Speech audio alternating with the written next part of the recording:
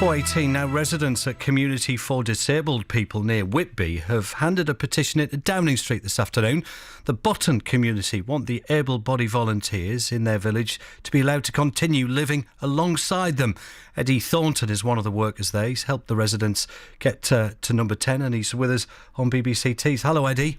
Hello, Neil. How are you doing? Yeah, nice to speak to you. You handed a petition to North Yorkshire County Council because we spoke about it just a couple of weeks back. It was 2 weeks ago today. Yeah.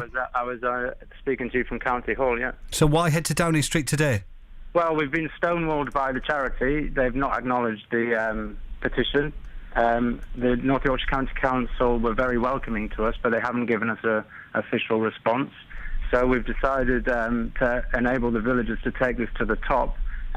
Right to David Cameron. Sounds like it's the final throw of the dice then, is it, Eddie? Well, yeah, Neil, last Thursday, the vast majority of the co-workers in Botton were served with eviction notices.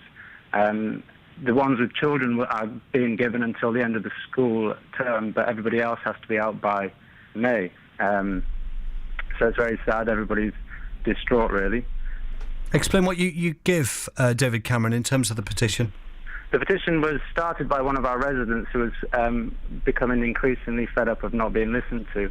He, with the help of co-workers, collected the vast majority of names from our residents, and the petition says that they want to be allowed to carry on living with the co-worker volunteers in shared family homes as they always have done. I'm just wondering what you hope the government can do to help, though, now? Well, I mean, any pressure is welcome. Yeah, we don't know. I mean, this is a desperate, like you say, a last throw of the dice.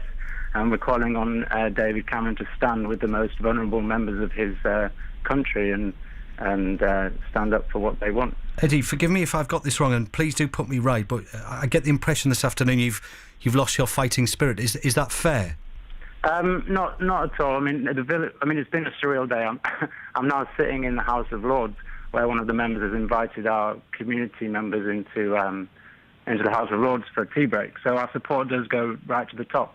We also handed in 3,000 voices of support from around the world. So we do have support. We still are fighting. We're still feeling strong. But the eviction notices were a real blow.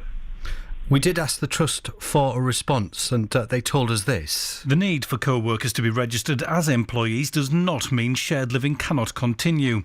Employed co-workers will be given a choice about where they live and will be able to continue to live in the community if they wish. Her Majesty's Revenue and Customs have been clear that the co-worker arrangements at Botton can no longer continue. To do so risks co-workers being seen to be avoiding tax and the charity as a result incurring penalties. Camphill Village Trust has no choice as to whether we implement these changes, but the co-workers do have a choice to become employees or real volunteers and continue the life they and the people we support currently live. Eddie, do you want to, as one of the workers, quickly come back there? On the shared living thing, we've been told in no uncertain terms that if we accept employment, then we'll only be allowed to work 37 and a half hours, and we will not be allowed to live with the people that we support. And that fundamentally changes the ethos of the village where we live and work together.